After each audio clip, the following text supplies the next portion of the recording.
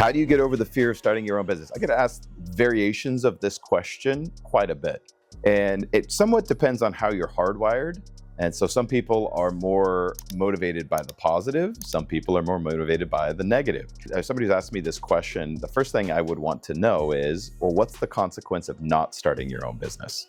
Right? Instead of putting all of the pain and onus on, what if I fail? Or, what's the consequences of starting my own business? I may start with, well, what's the consequences of not? What life then am I settling for? What life then am I accepting?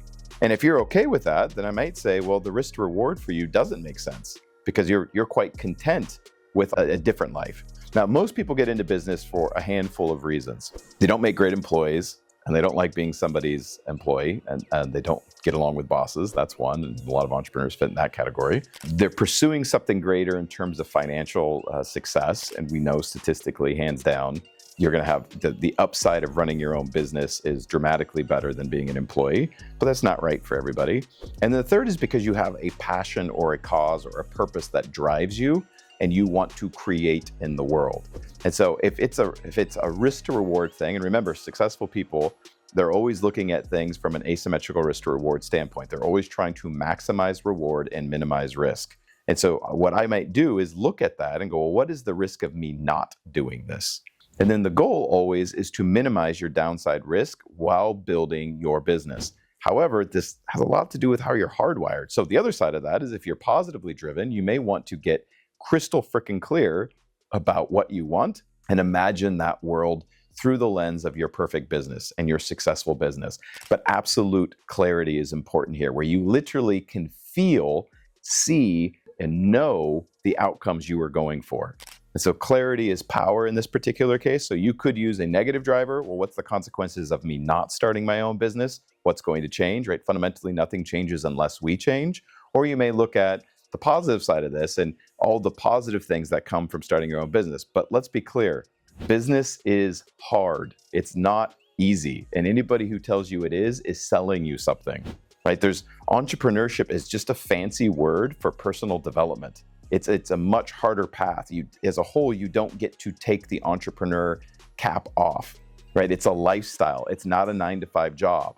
So if you want a cute little 9-to-5 job where I really only have to worry about my job and my responsibilities between the hours of 9 to 5, entrepreneurship may not be for you. And I know there's lots of people trying to sell programs out there where you can make tens of thousands of dollars, only working 2 to 4 hours a week. I'm here to tell you there is a 99% chance that is absolute bullshit. In starting any new endeavor takes time and energy as you are learning something new. Are there exceptions? Maybe, but I would be highly skeptical. Most of the entrepreneurs I know that are wildly successful are putting in 60, 70-hour weeks to get there. And some of them may back up once the rocket ship gets into space, so to speak.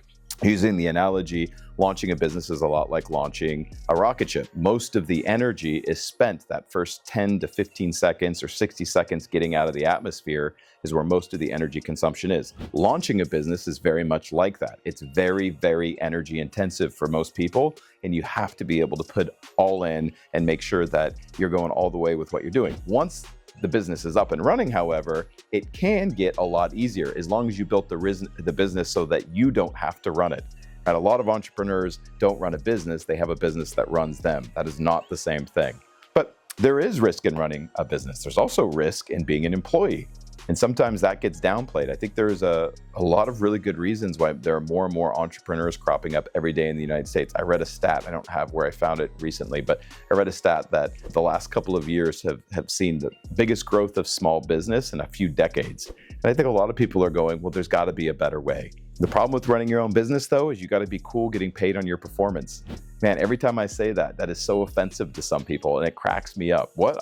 I don't get paid unless I actually do something? Yeah, exactly. In a world full of employees, that's a very hard concept because most employees think, well, I show up and I get paid. As an entrepreneur, you are not going to get paid for just showing up. You're going to get paid for getting a result. And that's super scary for a lot of people. And so you got to take that into assessment. You are getting paid commission. I say this all the time, but the top performers in the world get paid on performance or commission, whatever word you like better there. But the highest earners in the world get paid on performance, not a salary. In fact, Many of them don't take a salary by design. Steve Jobs famously took a $1 salary and he got paid on the performance of Apple, which was smart for him for a number of reasons, from tax advantage to putting his money where his mouth is. Now, I said this on another video, and a lot of people found that very offensive. A lot of people got it, a lot of wealthy people got it, but there was a whole other group that didn't get what I was saying. What do you mean commission? What do you mean getting paid on my performance? Well, unless you're going to go borrow money or pull money out of your home equity or borrow money from friends or try to go get an investor, you're going to get paid based on what you sell.